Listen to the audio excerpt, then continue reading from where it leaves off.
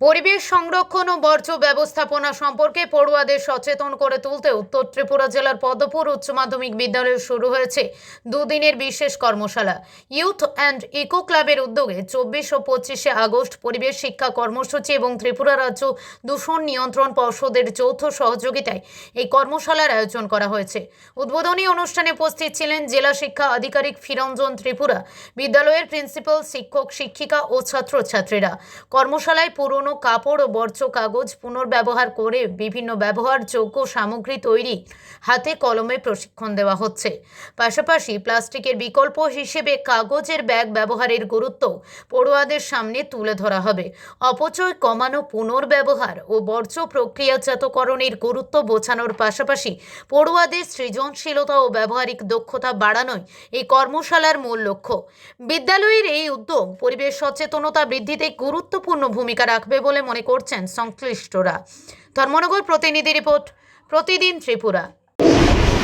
Other dignitaries and we are students. আসলে আমরা eco ক্লাবের উদ্যোগে বিভিন্ন বিদ্যালয়গুলিতে বিভিন্ন ধরনের প্রোগ্রামগুলি আমরা সচরাচর আপলোডও করে দিতে হয়। এখন বর্তমান যুগে আমাদের পরিবেশ দূষিত হয়ে যাচ্ছে, সে পরিবেশকে কীভাবে সুরক্ষিত করতে হয় এখানে আলোচনার মাধ্যমে ইকো ক্লাবের যারা সদস্য আছেন সবাই অবগত আছে এবং বলার চেষ্টা করবে। সমস্ত ছাত্রছাত্রীরা সেগুলি পুরো করার চেষ্টা করতে হবে। সমস্ত স্কুলের প্রোগ্রাম এখন ইকো ক্লাব সমস্ত যাবতীয় যে স্কুলের প্রোগ্রামগুলি আপলোড করতে হয়। তো এখানে আমি আশা করব এখানে যে দুদিন ব্যাপী প্রোগ্রাম হবে অ্যাওয়ারনেস ক্যাম্প, সেখানে আমাদের প্রোগ্রামগুলি যেমন বলি পলিথিন মুক্ত, প্লাস্টিক মুক্ত আমরা পরিবেশ করতে চাই, সে যেমন স্লোগান, সেই স্লোগানকে সামনে রেখে আমরা কাজগুলি করব। তেমনি এক পেট মাকে না,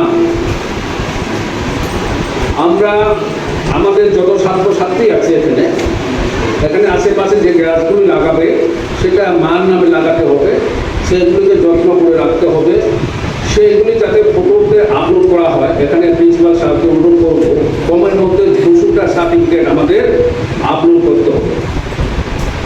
তো এখানে নোটিফিকেশন একটা থাকে ইকো ক্লাবের যে ওয়েবসাইট আছে, সেখানে গেলে সেটা ফিল আপ করতে হবে। ফিল আপ করে যেমন আপলোড করাতে হবে, তেমনি যে আমরা গাছ লাগাচ্ছি পরিবেশ রক্ষার জন্য সেটাও আপলোড করে সেই ওয়েবসাইটে দিতে হবে। যাই হোক, পর করে আমরা এখানে প্রোগ্রামটা হওয়ার কথা ছিল।